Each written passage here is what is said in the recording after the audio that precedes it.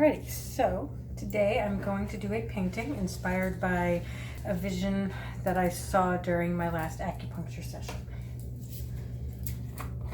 And I'm going to do blues and sort of pinks with a little purple. And let's see now.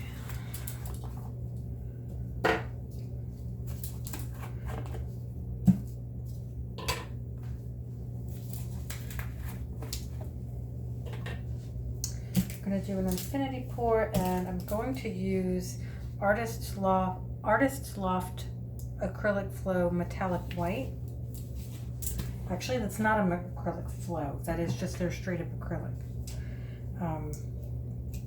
And I'll also use just a plain bright white. And I need black. Let me shake this first. Here is a standard kind of royal blue. This is magenta. Not sure exactly what brand and shade. Here's the metallic white.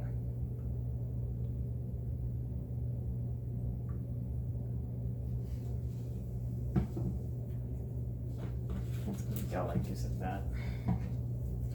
This is a light blue that is a little bit too watery.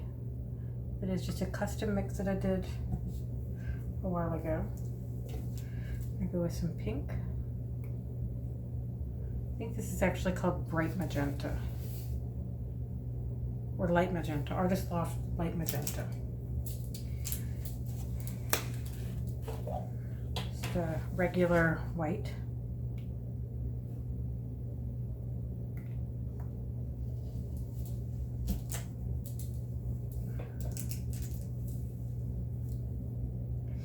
I'm gonna need a third cup for this. This isn't gonna cover everything. Custom mix blue. I'm not even sure what color I'm getting here. Does it matter? No. We're gonna add a little black.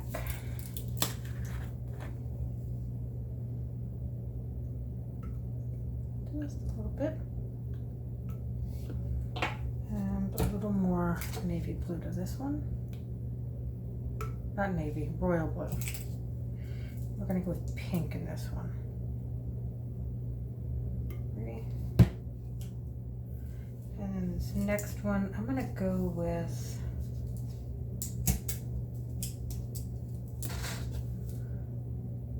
royal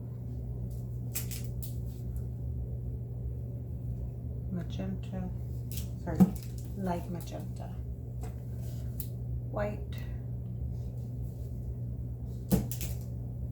light blue, purple,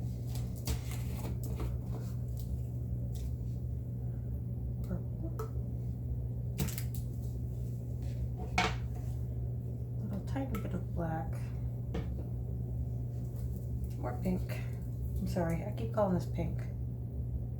Light magenta, a little more white. Okay, so I'm gonna try something a little bit different than anything I've ever done before, because my last attempt to capture this image really didn't work, and I'm just gonna be trying some different methods to see which ones end up working.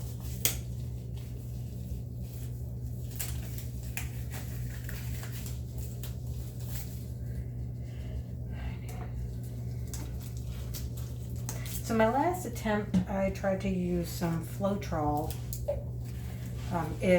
my third cup was mostly Floetrol with a couple of different colors mixed in. And I was hoping I would get sort of a cloudy effect, but it was way cloudier than I really wanted it to be, because it really mixed in with the other paints that I had on there. And that method really is better for coming back afterwards and doing something on top of what you've got.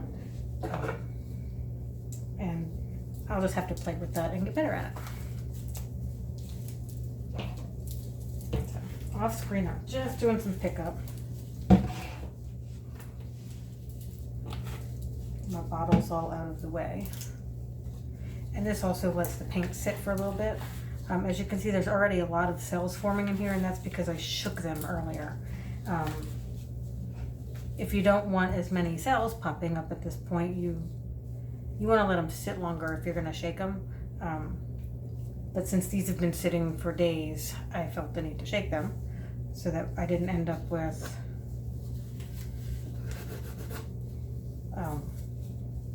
really inconsistent paint. All right, pick up.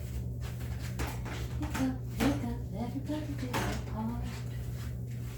Pick up, pick up.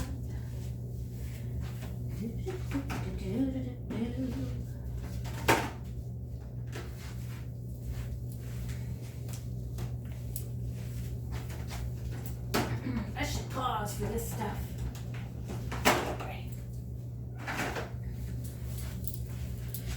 So, the one that is more of a blend of the two different sets is going to be a dirty pour through the middle and kind of spread. Because one thing I've discovered is whenever I do an infinity pour, there's a lot of extra space that once I start pulling into that space, I feel like I lose some image. And part of what I saw was the curving in that is part of the infinity pour, and if I don't put something else in there to take the space up, I'm gonna lose that. So I'm gonna do a dirty pour, see if I can do kind of a quick swipe and then another quick swipe.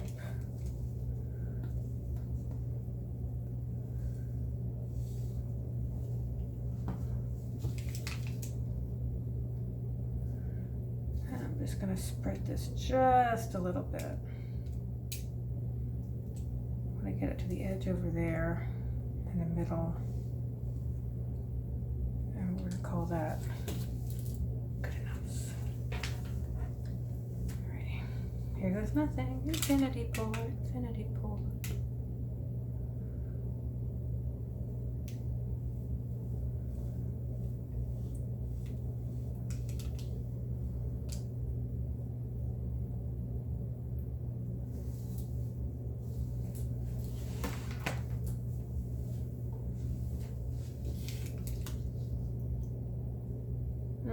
See, it's still not enough to really keep that.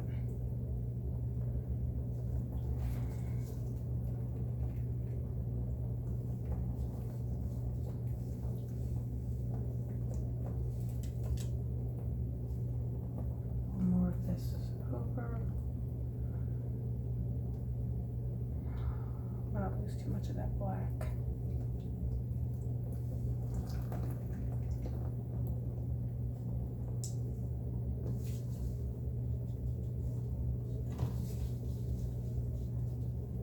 This.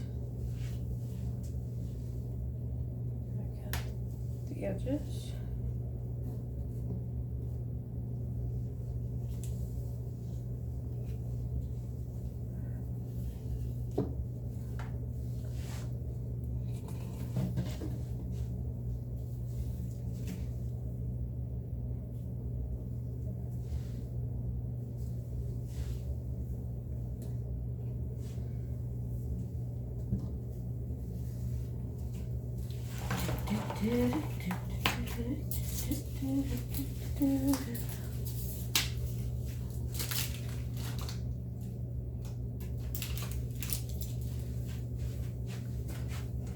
An extra little wipe along the bottom here. Oh, look at this. No, you can't look at this.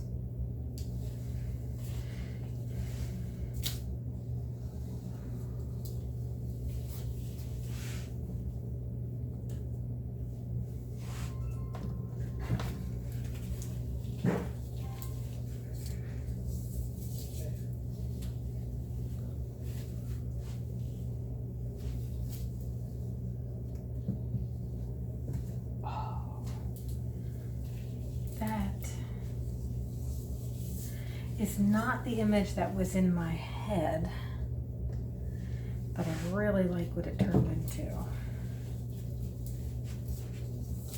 And I do like all those extra cells. That's a lot of fun.